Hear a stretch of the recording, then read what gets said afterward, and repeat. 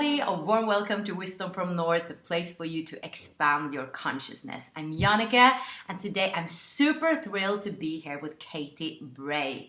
Katy is the author of Living with the Lights On. She is a lifelong clairvoyant and an energy worker, and she has helped thousands of individuals become more intuitive and energy literate. And today we're going to speak about soul development. Hello, Katy. How are you today? Hi, I'm great. Thank you so much for having me. I just adore you and I love your interviews. You're just lovely. So I'm excited that we get to do this together. I'm very excited as well, and I love your topics. I've watched some interviews with you, and you're doing some really interesting and amazing work. And diving really deep into something you call energy architecture. And I'd Yes, love to start with that before we're going to sure. move into soul contracts and how we can manifest with our soul energy and not having energy leaks, etc. Yeah. So Yep. yes, energy architecture, what is that? Yeah. So in my years of professionally being clairvoyant, what I started to see were what I call these patterns of humanity, where I was seeing how these different energy patterns are coming out of our chakras and the way that they are creating everything that we experience. So the stories that are held within our chakra system is exactly how we recreate things. And so the way that I started to understand this was I was having a lot of people who were coming to see me because they had done all of this work on themselves. Like they had been to therapy and they had seen life coaches and they were doing a lot of spiritual development work. And they were like, so why do I keep dealing with some of these same issues? Because I know better, right? And God knows I relate to that, right? I think a lot of us do. Like this again. I really thought that I had this. And so what I started to dig deeper into was, oh, it's that the things that I keep seeing as energy patterns are actually exactly what is helping people co-create what it is they're experiencing. It's beyond the mind. It's beyond the physiology. It's actually coming from these energy centers. And so what I started to do was I would go deeply into each chakra to see what is actually stored in there. Like, for example, in our root chakra is where the mother wound is. So if we have issues related to mother, it actually shows up in the root chakra and really can impact a lot of different things. And so I started investigating each chakra in a very deep way and seeing all the commonalities that we as spiritual beings having these human experiences, we're starting to create for ourselves. But in all of this, I started to see how we manifest through this as well. So we develop moving root up, but actually the way that we manifest is something that is in our soul contract, which you said we'll get to, which is in the eighth chakra, but that houses so much of our vital information that is seated in our root chakra. But from the eighth chakra, everything is downloaded and our soul energy brings our manifestations through this system of energy known as the chakras, and it has to hit each chakra. Each chakra has a role in how we manifest until it comes out through the root chakra. So I'm trying to give you the sort of succinct version of a larger body of work because it is very deep, but to me it's profound and magical. All right. I don't think I completely got the full picture there. Are you saying that we manifest from the higher chakras, but still they need to move down, and then they go down to the root chakra, and that's where we end up manifesting? Or Yeah, exactly. So I'll use an example. Okay, so in our eighth chakra is where when I do readings for people or any kind of work with people, I'm looking actually at their soul contract, which is different, by the way, from when you go to someone who reads Akashic records, right? The people who read Akashic records are really looking at the soul's journey throughout all spans of time, all dimensions. What I'm looking at when I'm working with people, where I go first, is the soul contract, which is really about who are we supposed to be here now in this incarnation. And so within that, we have our life themes, which is also a really interesting thing to get into. But we have our life themes, we have our purpose, we have our gifts, we have our talents, we have the parents that we chose, we have life events that we're supposed to experience to move our soul forward. So all of that stuff is housed in the eighth chakra. So let's just say someone finally acknowledges that they're a healer and they want to go into the healing arts and they want to create some kind of business out of it. So what will happen is something will, like they'll just have that moment. It could feel like a quantum shift where your whole body changes, or it could be that very inspired, just aha moment. That is the moment that the eighth chakra has sent this information down into the seventh chakra, which is now more in your personal energy field. It gets much more personal at this point. That's that moment where it has just touched into the crown. Then it will move into the sixth chakra, and that's where you start to conceptualize it. You can visualize it. You start to think about it. You start to sort of question with curiosity, what will that look like? What could that be like? So that happens in the sixth chakra. Then we start to come down into the fifth chakra, which is actually a place that I see.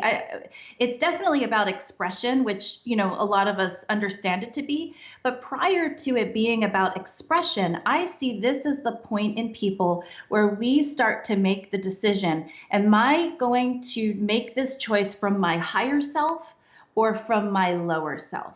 Am I going to be the more expanded version of myself as I show up to this? Or am I going to come from maybe a past place, just as an example? So if we make our choice here, this is our place of choice, and we express it after we've made that decision. Then we move down into the heart space and we start to discern, does this really feel like me? Do I feel like I can really pour my heart into this? Does this really truly resonate with the soul of me, with who I feel that I am on a really deep level? Not the ego level, but really inherently who we are. If we get a yes, the energy then moves down into the third chakra, which then it starts to become more about how is this going to look in the external world, right? Because 3, 2, and 1 chakras are all about our relationship externally. 4 and 5 are really our internal world. 6 and 7 I call the etheric. So those are where they're more deeply connected.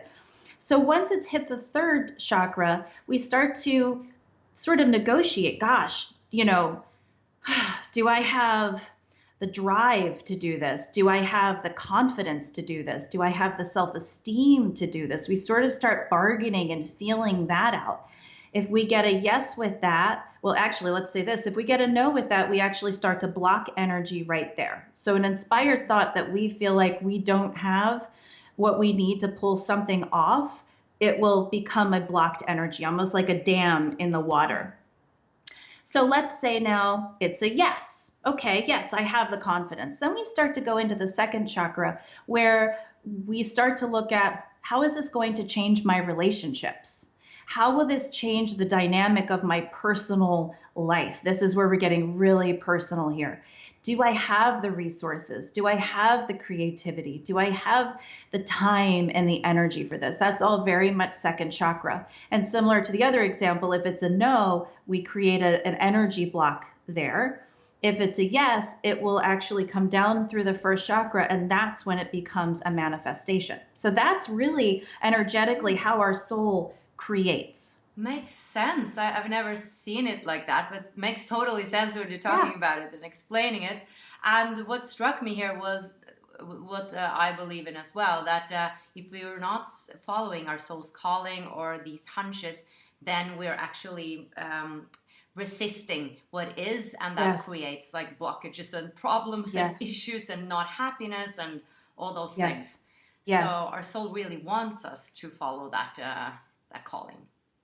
Yeah, and I think, as much as it wants us to, what I love about it, and I've seen this time and time again, is taking it even a step further of wanting us to, that we literally are here to express and be that. And in that, We have that calling. We have the capacity already within us. And even if we don't feel like we do, that's where the work is actually not getting what we need so much as understanding that we inherently already came here with what it is that we need. Yeah. And I think for a lot of us, sometimes that's the mind bender, right? It's like, okay, if I need money, I'll go get a bank loan, or I'll ask for a loan, or, whatever. There's certain things that we can do to manage those things. I think the real leap for many of us is really connecting to where our soul energy is and what it is asking of us, because it really is who we're here to be. And I find that most people are so intuitive that when they feel stuck or they feel like they don't know what that calling is more that there is a fear of, when I accept what I deeply know about myself, my life will change so quickly that I don't know how I'm going to handle that. Right. And I think that happens on a real unconscious level, but yeah. I truly believe that we all know what it is for us. I really believe that. Yeah. Back to the topic that a lot of people are feeling that they've done so much work and they still repeat these patterns. I was curious about that, because if they've done all this work, haven't they released, the blockages in a sense? So how do we then release these blockages to actually not, attract the same things we don't want to attract? Yes, yeah, that's a great question. So one thing I want to say before directly answering that, I have a very interesting perspective on some of the things that we come up against over and over again, because I think it's sort of a common term that, if you didn't learn the lesson the first time, it'll just keep repeating itself until you've learned the lesson, right? And I think to a certain degree that can be true. But I can tell you that I've seen a snapshot in a lot of people that actually alerted me to a different perspective that I would really love to share. And that is, we all have life themes. We all have certain things that we have actually come here to literally master. So some of the things that we repeat over and over and over again isn't necessarily that we didn't learn the lesson the first time. It's that we're actually on a path of mastery to it. And each time it comes up again, we get to see a different perspective of it. And then we can reach a point of mastery where we start to embody the changes. We start to vibrate at a frequency of mastery in that arena so that we then can give that back to others. So I do want to say, for some people, I mean, for everyone really, but some of the time, those things that we repeat over and over are not necessarily because we're blocked. It's because it is one of the things that our soul said, this is what you're going to master. And mastery requires that you go through every potential possibility of how this can show up for you in this incarnation, and therefore you can master it. So that's one perspective that for me was really empowering when I started to see that.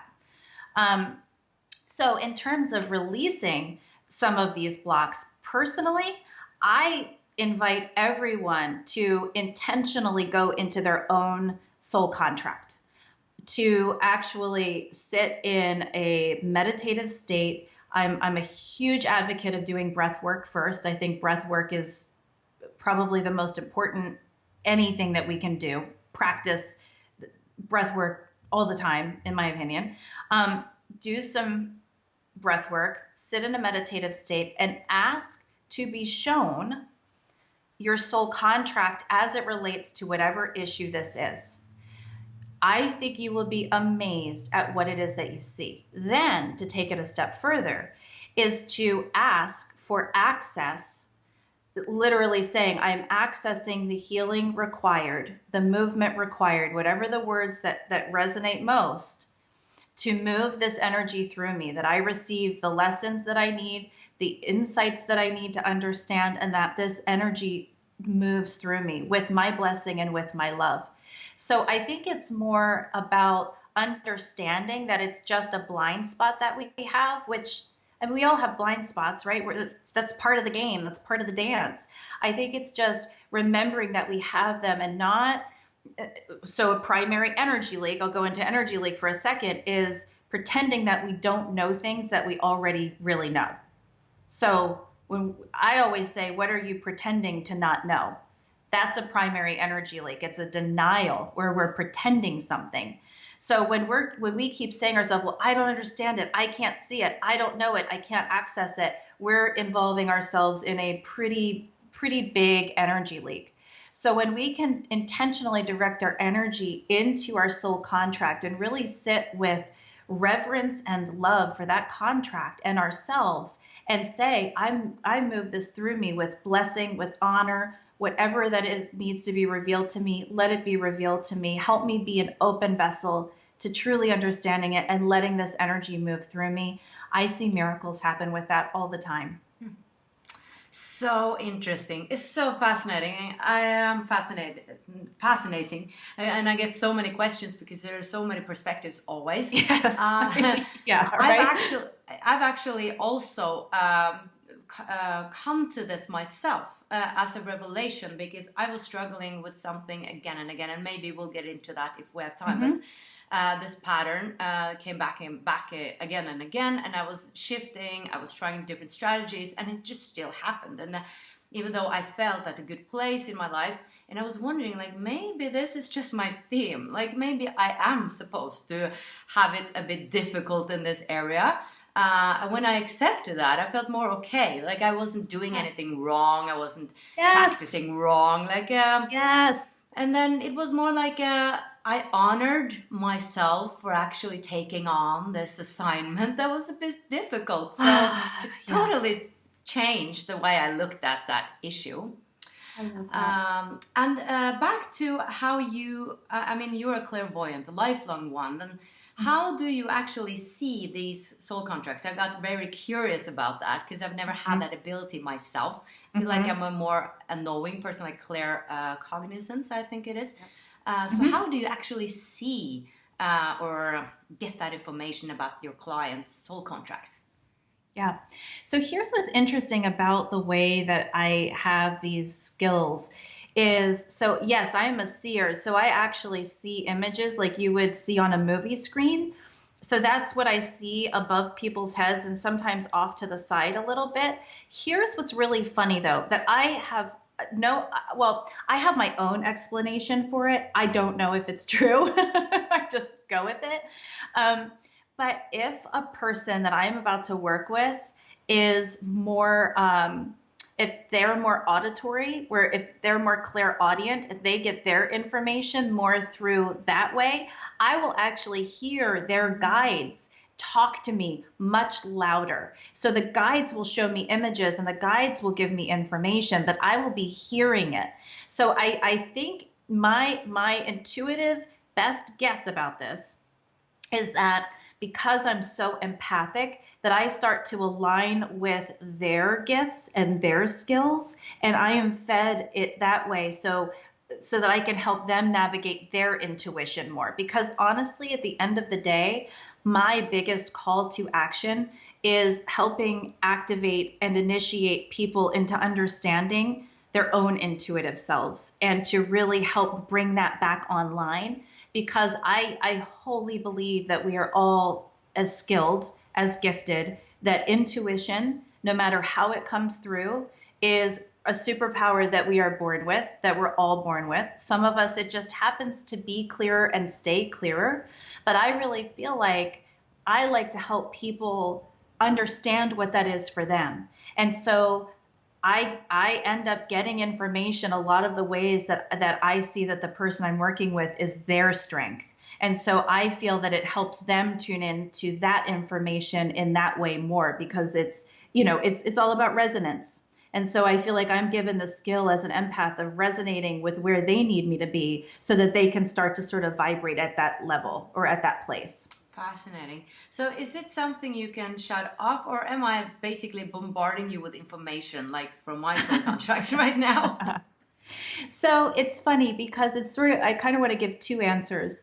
Usually when it comes to reading soul contracts and really going into a laser focus, let me look at this person, I do tune in. That's not something that I need to worry about coming at me all the time. In fact, before I work with anyone, I actually sit in meditation for about 30 minutes prior to make sure that I'm clear, to make sure that they're clear, to make sure that the connection really is of the highest order and is really only information that will take them to their best place. To me, that's just a really important piece of the work. And with that said, I do get bombarded oftentimes with the way people are feeling, or if there's something going on in the space that they're in that maybe they're not tuned into. It's things like that that I feel more empathically that I have to navigate through if there's a lot going on. So you have to let me know if something drops down that you just need to tell me. No problem. All right. So back to soul contracts. How specific are they in your perspective? Like where we're going to live, what kind of body we have, our talents. Like how specific is it? Mm-hmm. That's a great question. So the way that I have seen it is there are some very clear specifics. Examples, these are going to be my parents, these are going to be my children, or I'm not going to have children. I will have this divorce, this death, this event, this tragedy. With that person, etc. Exactly. Oh, yes.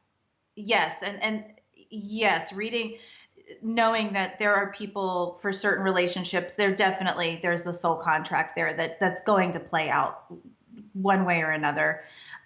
It will definitely play out. Things like that to me are very, very specific. Like we couldn't avoid them if we wanted to. But here's what I find so interesting, and I'll use one that actually comes up more frequently than I would have ever, like me, Katy, the personality, would have ever imagined. I work with a lot of women. I mean, certainly I work with men, but women tend to be a little bit more drawn to me in this work. A question that I often get is, am I going to have children? Sometimes it's because they want children. Sometimes it's because they don't necessarily want children, or they're on the fence. They're not really sure. What I have seen happen is when I have seen it happen where women will have, let's say, 2 children in their soul contract. And I'm speaking to someone who's like, I've gotten to the place in my life where I'm not really sure if that's something that I want though. Like, now what, right? Am I going to have like a surprise pregnancy on my hands that I'm going to have to deal with? And then how do I deal with that if we have this contract? I have actually seen that women, again, just in this example, can go into their contract, specify, I can't do this. This is not for me this time around. I'm not going to be the mother that I would want to be for whatever reason, just because I'm not even feeling it, whatever it is. Then they will be a guide for godchildren, which is one example that I've seen. They'll end up having 2 godchildren. It becomes more about them needing to have influence over 2 children because their contract says 2 children. They've shifted it, so they're still keeping in alignment with their agreement without it having to be that they birthed them. Right. That makes sense. Okay. So her in her contract, it was something about taking care of children, but not necessarily her own. Exactly. Yeah. Exactly. Right. So we can play with them. Sorry. So that means that we can go and change our soul contracts. Yes. Yeah. Yeah. And I haven't seen it with everything, but I have seen it happen enough where I know that it does happen. Because, there's a few things that we talk a lot about free will. But a lot of times the understanding or interpretation of free will is, us here now in our personalities, bringing our soul energy in. I'm using my free will to do this, that, or the other. But in higher truth, our soul has free will before we incarnate. And that is also part of the free will conversation. And so your soul is taking its will to sort of push you towards or compel you towards where it actually wants to grow and evolve. And because it is a very sacred relationship between soul and personality, there really is a dance that we do. There is a conversation that we are meant to engage in. And if we really feel like I can't fulfill this, or something just, I thought it would work this way, or I wanted it to work this way on some level, but I can't honor it the way that I thought that I could. That's a very real conversation that we are totally able to have. And when it comes to soul themes, which I find very interesting, how do we know when we're in a soul theme? Is it basically when things get very difficult and there is a pattern there, that's our soul theme, or is it a bit deeper than that? That's a great question. So the easiest way that I describe how to figure out your soul theme, and it can be great stuff. I mean, it can be, I've come to master joy.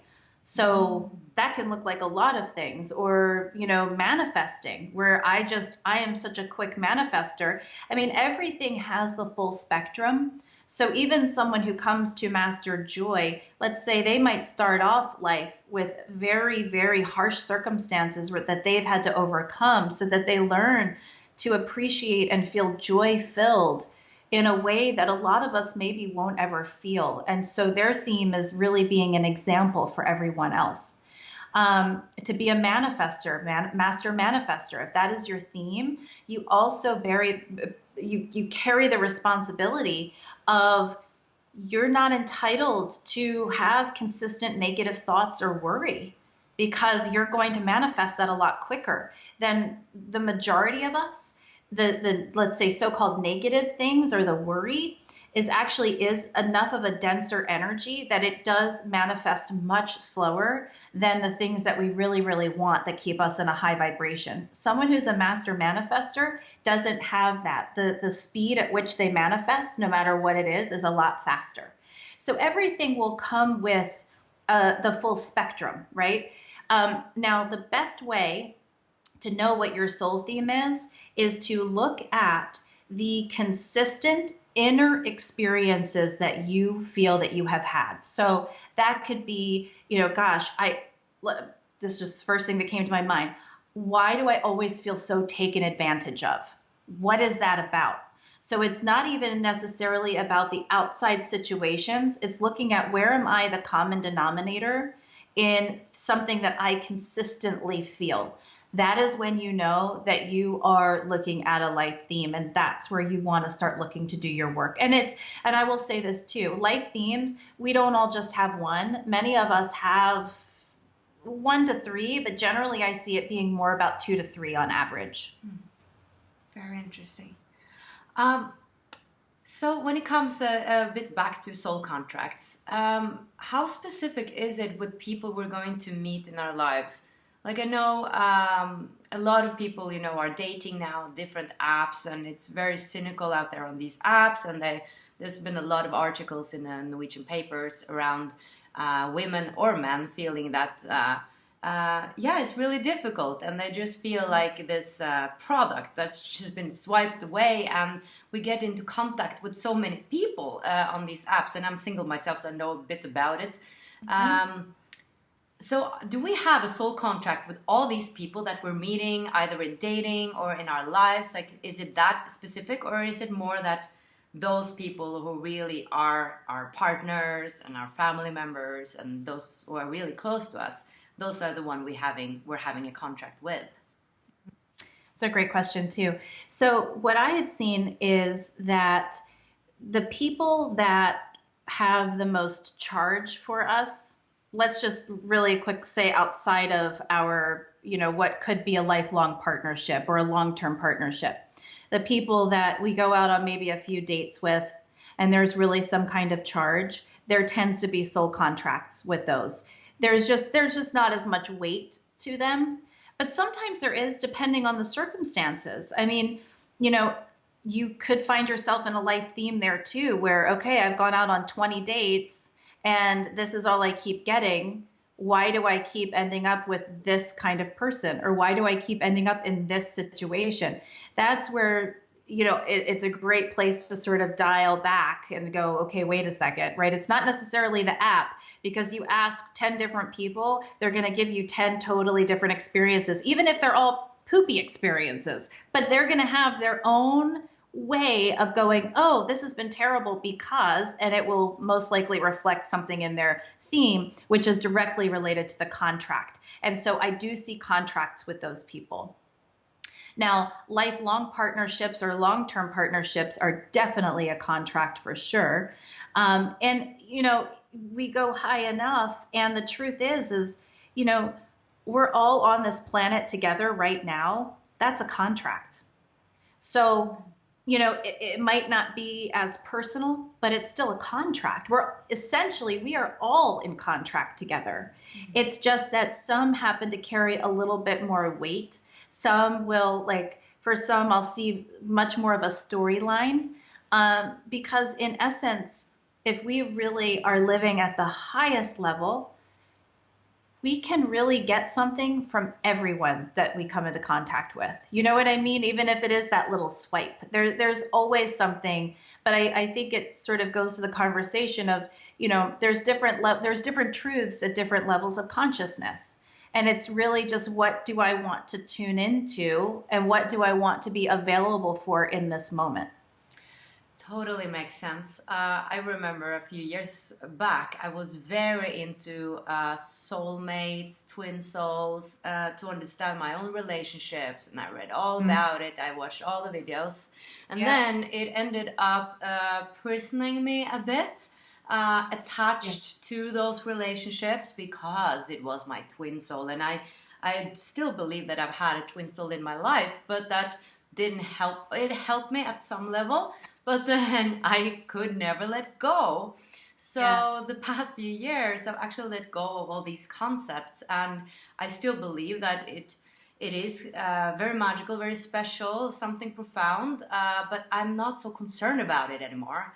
And I actually, since I'm out there dating, I'm meeting different men. And I can totally feel the energy, if there's something there, if it's something deeper. And then I met this one guy where I really felt this soul connection, but still we weren't meant to be. That was also clear to both of us, but still it was like this, oh my goodness, I've seen it before. And it is really really mystical and magical, but I don't attach to it, because we're not supposed to be together. But it was still this, wow, this is real. This is real. Yeah. Well, and I love that you learned to not be so attached to these ideas and concepts, because I will tell you, the majority of the work that I do is taking people through an energy architecture process with me, which is it's a few months long, but I do plenty of readings. And my least favorite question that, quite frankly, I'm often not willing to answer is this my twin flame or is this my soulmate? Because I feel like it is an utter lose-lose situation. And because my deepest desire is to empower people with information, I don't feel that, let's just say, someone comes to me, and this has happened a lot. Someone has come to me and they are so smitten with this person that they're just maybe it's new relationship. It's been 3 months and they're just really happy. And I know that over the next couple of years, it's just not going to be what they're hoping for. If I were to actually say that to them, I would be robbing them of something that they really needed to experience, because even if they stayed in it, a light would turn off. Something would go dim inside of them, and they would not be fully available to showing up in the way that they would if they didn't have that information. On the flip side, if it is their lifelong person, it can color the way that they are looking at it, because they can take certain things for granted. They can feel that it is fail safe. Not that everyone would do that, but there are people, it still shifts something inside of us. So that's again why I really maintain that we have to feel our life experiences and our intuition for ourselves and really just let it guide us. moment to moment so that we can be present. The minute that we feel like we have all the answers, I find that most people stop being present. And so I think it's really important to pay attention to things that will take us out of just really being fully embodied and being present to what is happening in the moment. Because I think that to me, that's like the greatest, most empowering place that any of us could ever be. And I'm not saying that it's easy. I mean, to me, that's like some of my biggest work, right? It's easy to always think like, oh, I've got to do this and this is going on. And what if that happens? And, my mind always wants to get involved. But the minute that I remember, wait, I've got to breathe and I've got to be in my body, which I developed a movement, a kind of dance movement called medicinal movement. And it's the 5 stages of embodiment. It's so that, we understand that I process in my whole body. When I'm just living here, I'm living in a bunch of projections. I'm living in everything else, but I'm not here. And this is part of the energy architecture stuff too, is, we are consistently sending our energy all over the place. And the more that we send our energy into the future, into the past, into worry, whatever it is, we are literally taking away from what we are able to move through our body. And so I've said that before, and it has sort of frustrated certain people because they say, but our energy is not limited. Energy is not limited. And actually, no, energy is not limited. But if we were to embody all of our energy, we could actually fry our circuits. We only do have a certain capacity of what we are able to bring through us. And so if, let's say we have 100%, us at 100%, which is not fully embodying our whole soul, believe it or not, like our soul is like way bigger than we are. So let's just say we are at our 100% capacity and we're sending energy. Okay, I'm worried about my cat. I'm worried about my job. I'm worried about what I did last summer. Let's say all of those things are taking 20% of our energy. That's 60%. We're then left with 40% energy to bring our soul energy to manifest with. And so it's really important that when it comes to understanding the nature of our relationships, or whatever it is, that we don't overindulge in so much information that it gets us spun and thinking our way into sending our soul energy into all these different directions that don't serve us, because it doesn't. We're diluting our power literally when we do things like that, which again, it's easy. We're in a world like we want to know, we want to feel safe. We don't want to feel scared. We want to feel prepared. That's part of our human nature. But that's where some of the work is. So what about visualizing as a manifestation technique, for instance? Then we're like visualizing the future and imagining that it's actually happening. Yep. Do you think that's giving the power away? Yeah.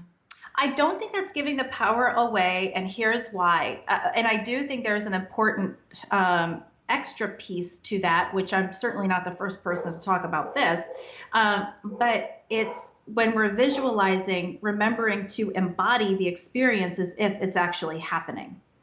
And so I think that is a really important next piece, that they have to go hand in hand, because we're literally priming our energy to recognize this new energy that comes in. So it takes it out of just being this perception or this place that we're throwing our energy. We actually bring a life force to it when we embody it. Now, with that said, I think limiting our time to maybe 5, maybe 10 minutes a day is the best way to go. I think, after a certain point, we're just living in fantasy world and we start to shift all the energy around it again. So I think it's a very powerful tool. I think the things that I just said are really necessary with it. And at the end of the day, we still have to be present. Right. So you're saying not more than 5 to 10 minutes because you have to be here in your experience here and now. Yes. And I think that's the way that we embody detachment, if you will. So we can really sit in the resonance of this, what it is that we desire is where I'm resonating right now. And I'm going to marinate in this frequency for a few minutes every day. So I will then trust that I'm going to keep my vibrational frequency in that space and then I'm going to go about my day. That is the way we actually embody detachment when it comes to the energy world. Makes sense, because from how I interpret that is that then you trust that you let the universe know that this is what I want, and then you let go and you trust it and you surrender. Yes. Yeah. Yes, because you're so busy being it, you don't have to keep thinking about it. Right. Right, because you visualized it, you've been it, and then you detach from it. That's what you're saying? Yes. Yeah. Yes. Okay. Yep. Right. I got it. It's like embodied detachment. Right.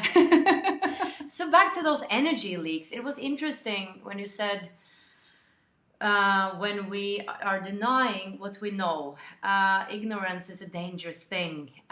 In a sense, lying to ourselves is also a kind of a dangerous thing, because our bodies, know that we are lying, and Yes. still it is that blind spot. How do we know that we don't know? How do we? Yeah, like it gets confusing.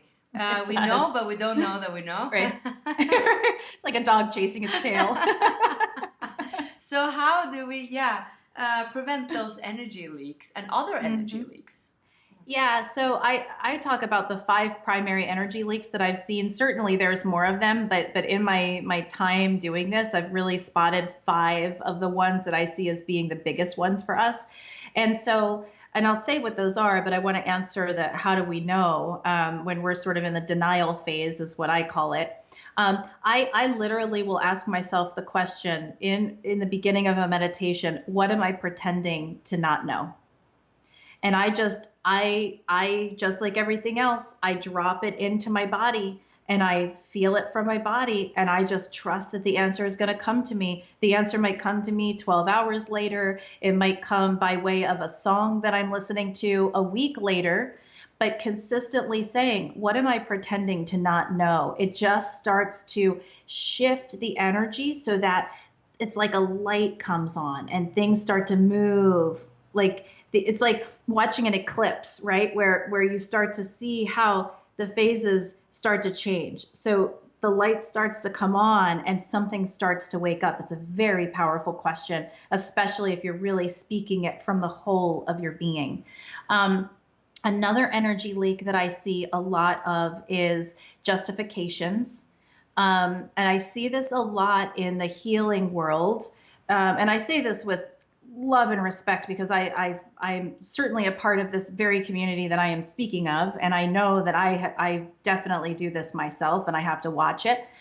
But sometimes this idea of love and compassion will enable us to justify behaviors that we really don't need to justify, whether it's our own behaviors or someone else's behaviors. That sometimes the idea of compassion gets really confused with being willing to accept things that just really shouldn't be acceptable for us, and not giving ourselves the opportunity to say that I can still love a person, I can still love myself, and I can still say that this is not okay. I can't have this in my life, or whatever it is.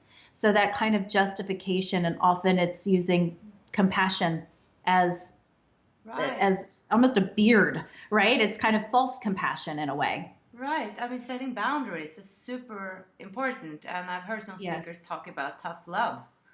Yes. Yeah.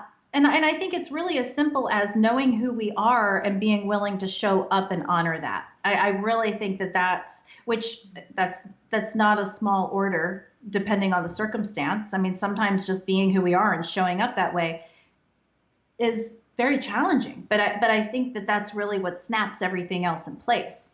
Another energy leak that I see, this is actually my favorite, probably because it's the one that I find myself dealing with the most, is dealing with cravings. And the way that I mean cravings is not so much desiring something. I feel like desire is, the way desire looks energetically is this deep, strong pull. It's like this force that compels us towards something. Cravings, when I speak about it like this, is our compulsions, and the way that we give up parts of ourselves to have what we feel like we need, have those needs met. So, perfect example, I love to feel loved and appreciated. That's a craving that I have. Now, there's nothing wrong with wanting to feel loved and appreciated. I think I think most we of us all feel do. that way. Yeah, and we should all feel loved and appreciated. I mean, plain and simple. I want that for everyone. Where it becomes a problem is when I'm willing to give up parts of myself to have those needs met.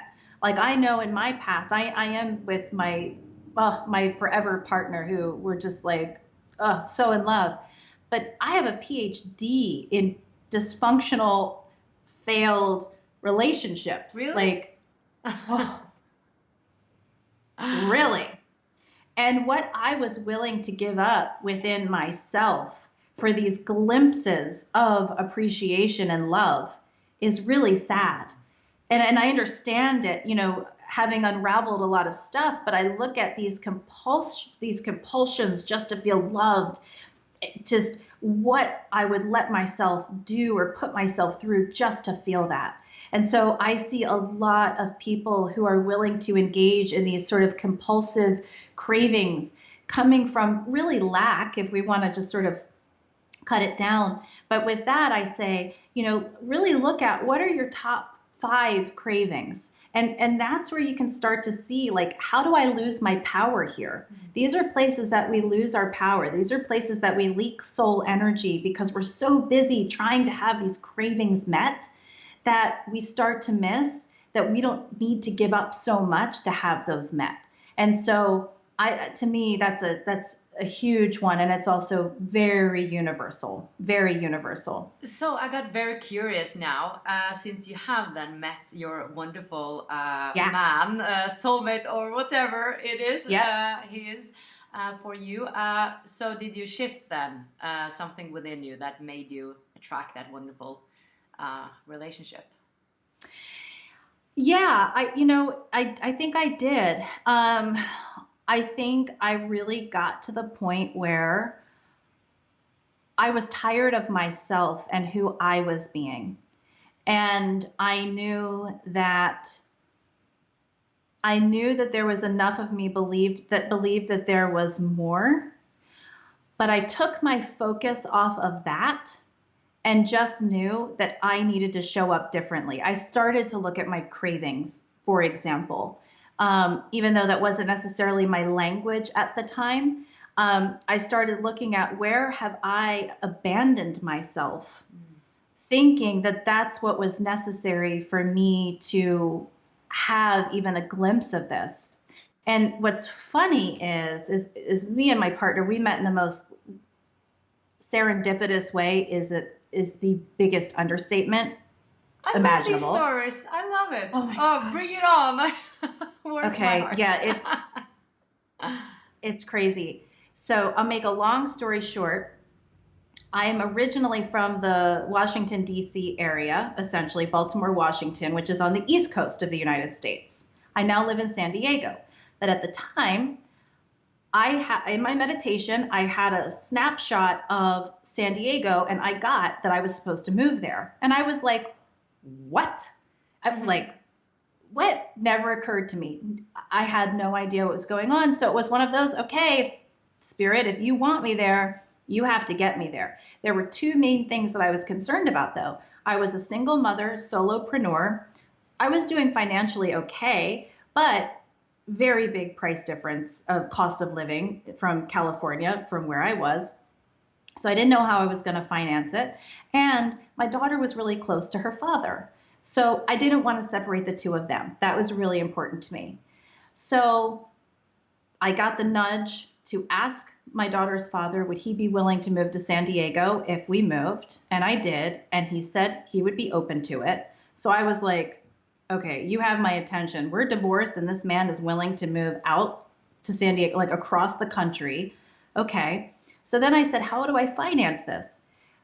An hour later, a man who was coming to paint my house, who I'd never met before, walks in and he says, if you ever want to sell this house, I want to buy it. And I was like, oh my gosh, the equity in my home.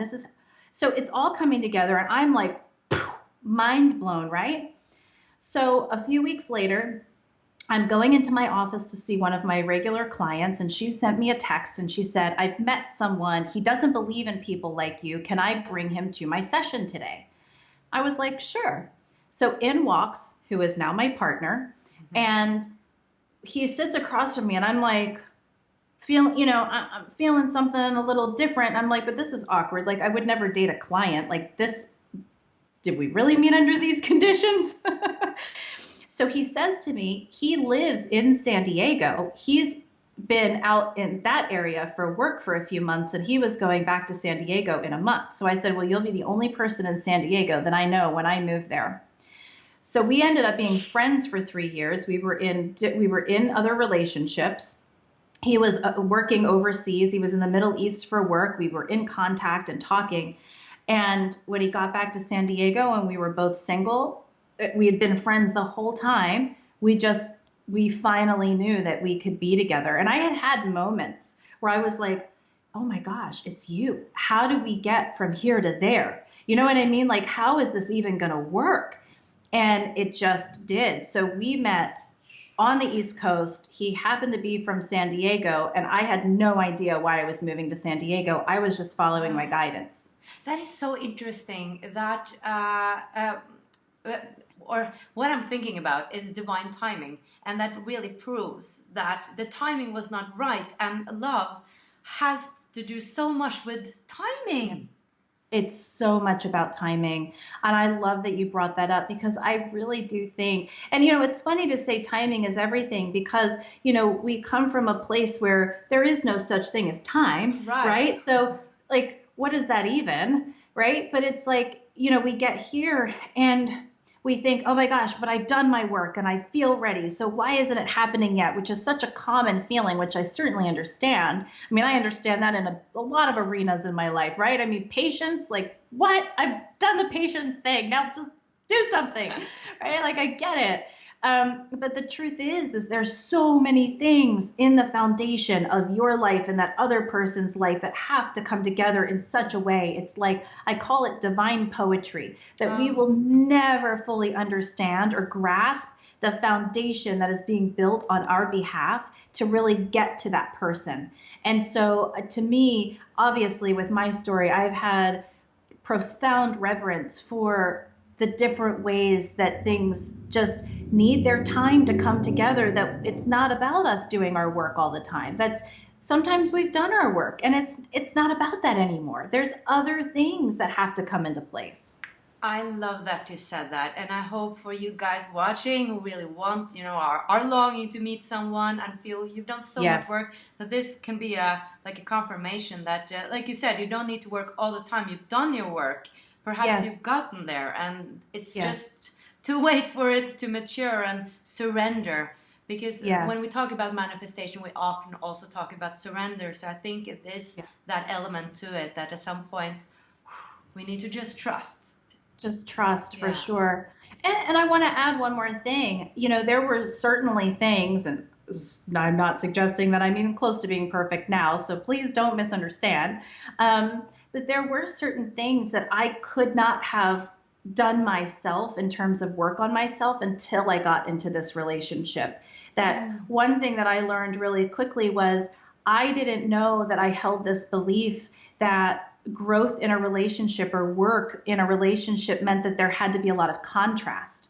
What I found was that I was so seen and loved and adored for exactly who I was, and that was such a new experience for me, that I would just be loved just for being and showing up, that threw me into a lot of work that I could have never found without my sacred partner, but I also couldn't have found it with the partners that I had had prior. So some of that work does save itself for that beautiful exchange between you and that person.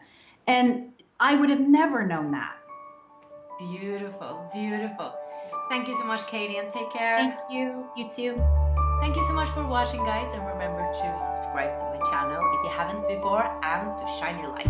Bye!